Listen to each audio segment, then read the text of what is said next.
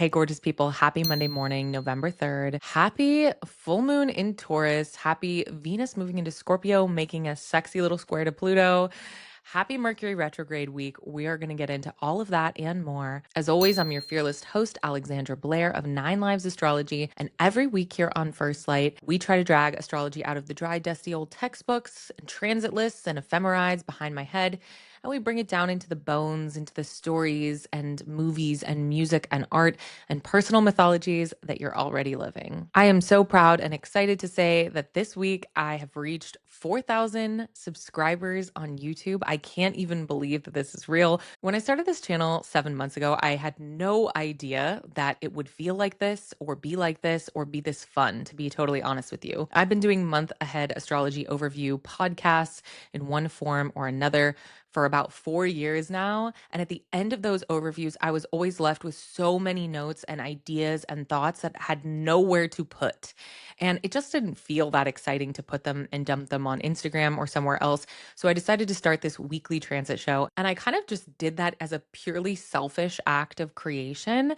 But I am ridiculously thrilled to have so many fellow astro weirdos traveling with me on this journey. It's been such a pleasure and it's been so fun to hear how these astrology forecasts really impact your life and help you guys frame your weeks. They really help me frame mine too. So I'll keep meeting you guys here every single Monday as long as you'll have me. And some of you might have noticed that I am now also uploading videos to my channel on Friday mornings as well. So we have things like Astro Weirdos, which is my cool series where I talk to people who are using astrology in offbeat ways. We have videos that are more about transits, that are more about culture, more evergreen astrology teaching videos. All kinds of stuff is going to go up in that Friday slot. This week, I'm really excited because my dear friend and fellow astrologer Whitney Kranz joined me on the channel to cover the much requested Mercury-Mars 5 conjunction cycle. Whitney and I go over every single conjunction that's happening between Mercury and Mars. It happens in Scorpio, Sagittarius, it happens in Capricorn, it happens in Pisces, then it happens in Aries. We go over every single one from now till next April.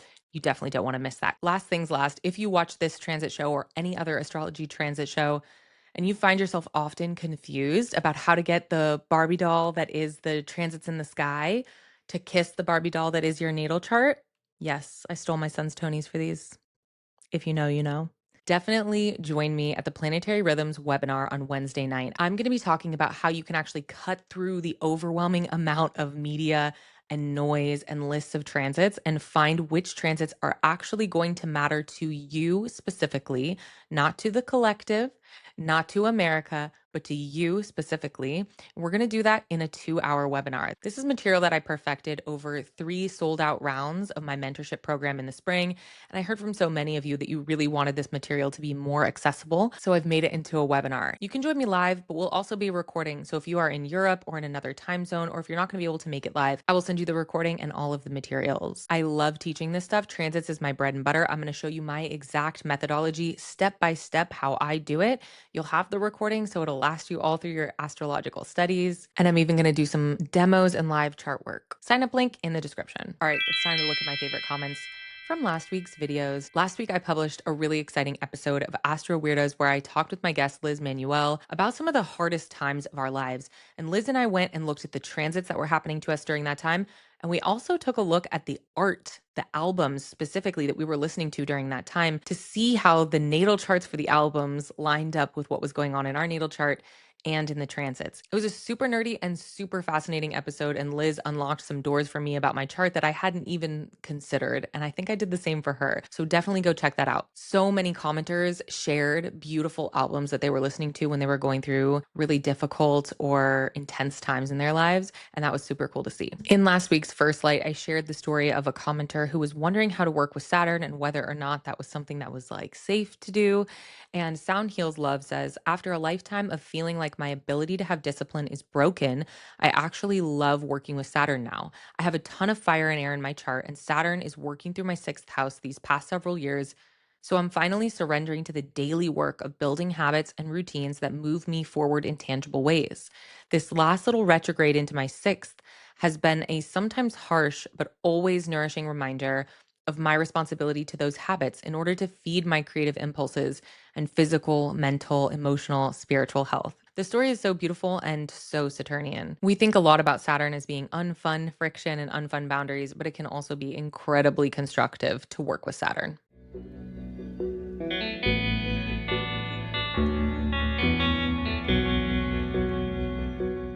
Let's get into these transits. So this week, Mars enters Sagittarius and will immediately oppose Uranus in Gemini. On Wednesday, November 5th, we have the full moon at 13 degrees of Taurus. And immediately after that, Venus moves from her domicile of Libra into her detriment of Scorpio. And Uranus actually retrogrades back out of Gemini into Taurus. So we get that full moon with a dignified Venus and with Uranus in Gemini, but immediately the game changes after that. And when Venus goes into Scorpio, she will immediately square Pluto.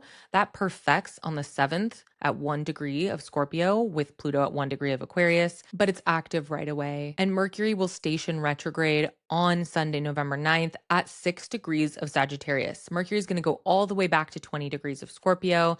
And the moon, for her part this week, moves from Aries through Taurus, Gemini, and into Cancer. This is significant because this is some of the best dignity for the moon. So this is a really interesting week of, again, mixed conditions happening here. If you guys remember a few weeks ago when I was planning and prepping for this period, I really earmarked the 13th of October through the 7th of November as being one of the most constructive periods of the year and maybe one of the most positive periods of the year. I wonder if it's been that for you. Let me know in the comments if this time period has felt really constructive and positive, or maybe still really difficult. But here's where the story shifts a little bit, because once we have Mars moving into Sagittarius, Mercury stationing retrograde, Venus moving into Scorpio, and Uranus moving back into Taurus, things are going to feel really different to different people. At the beginning of this week, on Tuesday the 4th, Mars moves into Sagittarius and will oppose Uranus in Gemini. Now, I think that this is a pretty interesting sort of foreshadowing for what Saturn is going to be doing in Aries for the next few years. Mars is a planet of drive and passion and conviction,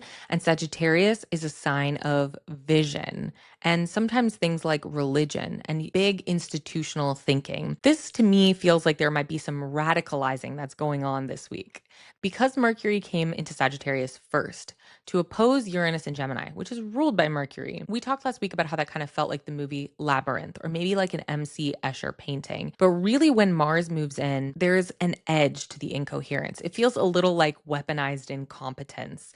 And some of that is foreshadowing the sort of radicalization that I think we're going to be seeing with Saturn moving into Aries. Now, some of that is mundane astrology, but on the personal level, I was thinking a lot about this book, which my son colored all over the cover of, but it's called The Righteous Mind by Jonathan Haidt. And it is a book about the psychology and neurology of belief. And Haidt really argues that scientifically, we can see that our moral judgments arise in our body as gut feelings.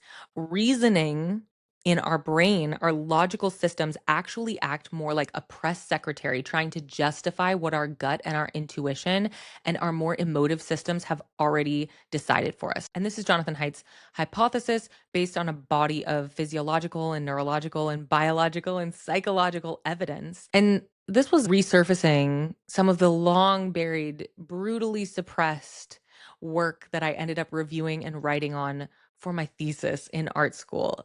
If you can believe, it took me 7 months of having a channel to bring up my art school thesis, but here we are, because a big part of the work that I was doing in art school was about memory. And Ulrich Neisser is a name that comes up a lot when we talk about memory, because Neisser did this study after the Space Shuttle Challenger disaster. He interviewed a bunch of students on his college campus, asking them where they were when they heard the news. And what he documented over the following year was their continued memory of this event. And in Neisser's study, what he found was that memory was shockingly fallible, and a huge number of the students actually completely changed their story of how they had heard of this tragic event, and it morphed and developed over time. And not like an embellishment, more like their memory had a half-life. So it was really fallible, and then at a certain point it froze in time. And the most interesting part to me about the study was that even when students were confronted with their own handwritten accords of where they had been, because when he interviewed them initially, he made them write it out by hand. They were shown their own handwriting and they said, I didn't write that.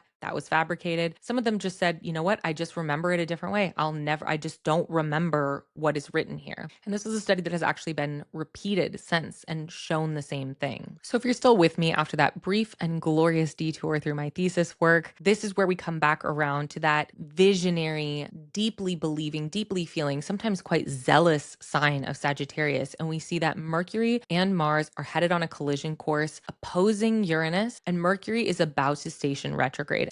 And I can't help but think about the fact that the holidays often bring us into contact with members of our extended circle who have been radicalized in one way or another. And that Mercury retrograde actually seems like a pretty significant ally in developing and practicing a monologue, an offhand comment, a boundary, something ideally steeped in nonviolent communication tactics that you can say to the people that you are rubbing elbows with. Here's an example from my life. My family is pretty uncharitable about my food allergies, and historically, they will offer me things and I'll say, I can't have that. But recently, I've realized that that's pretty disempowering language, and I don't really want to be saying I can't have that. It feels like I'm limiting myself. And the reality is that I don't want to eat food that I'm allergic to.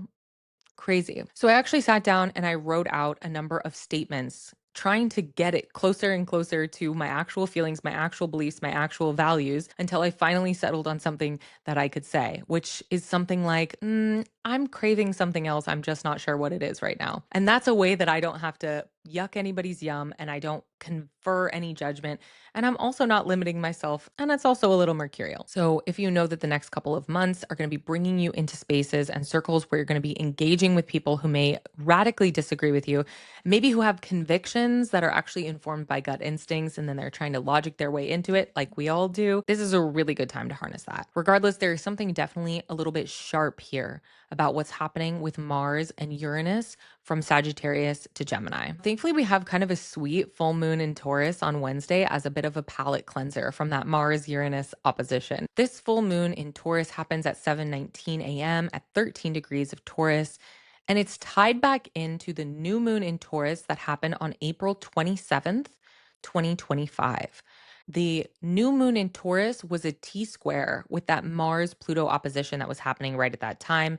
And Venus was then in her sign of exaltation, Pisces, separating from her third conjunction with Saturn. So a lot of you are going to remember that April 27th date from the Mars-Pluto opposition. That was a really intense date. And what I'm seeing here is something a little more rebellious, something a little more defiant.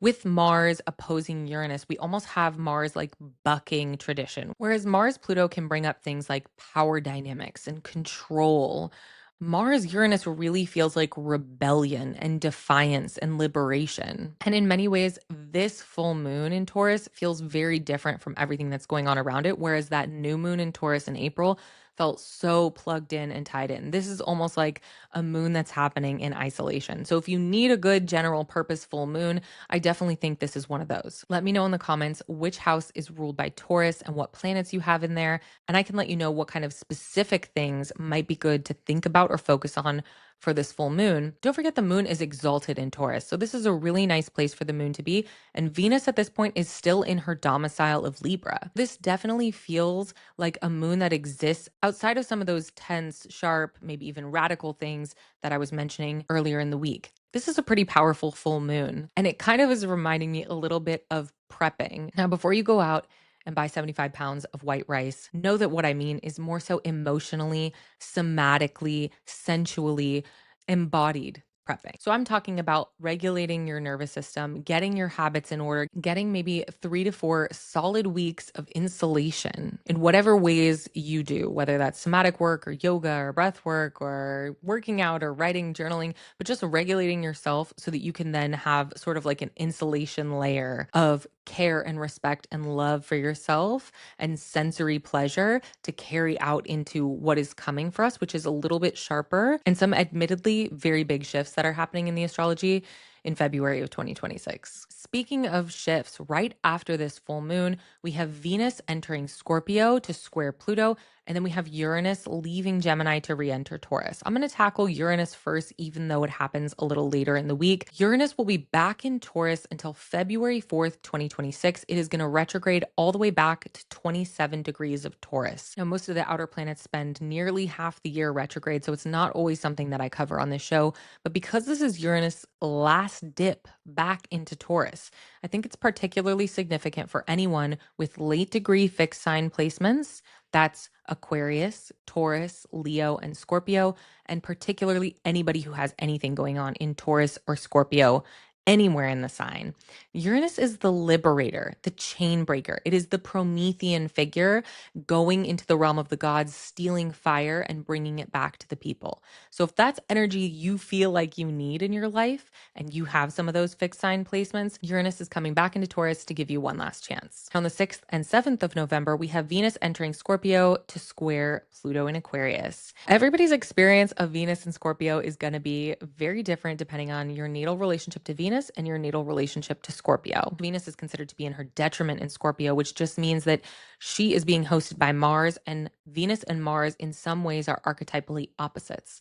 But Venus and Mars are also the illicit lovers chasing each other around the zodiac. So when I think about Venus and Scorpio, I think about Venus reclining in her lover's bed while Mars trots down to the corner bodega to get the fancy seltzer water that Venus likes so much. I think it can be a very sexy little transit, but it can also be a transit that brings up what is the scorpionic relationship to depth. A lot of times with Venus and Scorpio, we are confronted with people who don't deserve access to our depth or to our intensity. Sometimes we give it to them anyway, sometimes we don't. And I think that that is where it's going to depend on your natal relationship. But somebody who's aware of that tendency in their own life can actually turn this into something of a superpower and start to see their intensity and their depth as something to protect and cherish. It's one of the stronger ways that Venus and Scorpio can function. So protect your depth this week, especially when there is instigating tension from Pluto in Aquarius in the collective sign, putting some pressure on us. I always want to flag a Venus-Pluto transit for any artists that are listening. I know there's a lot of you out there. This is one of my favorite planetary duos for creating almost any kind of art. Obviously, it speaks a little to my taste, but almost all of the artists that I really love and respect and admire have a prominent aspect or connection between Venus and Pluto. So this Venus-Pluto square is maybe a good time to dig deep, put on some Depeche Mode because every member of that band has a Venus-Pluto aspect, and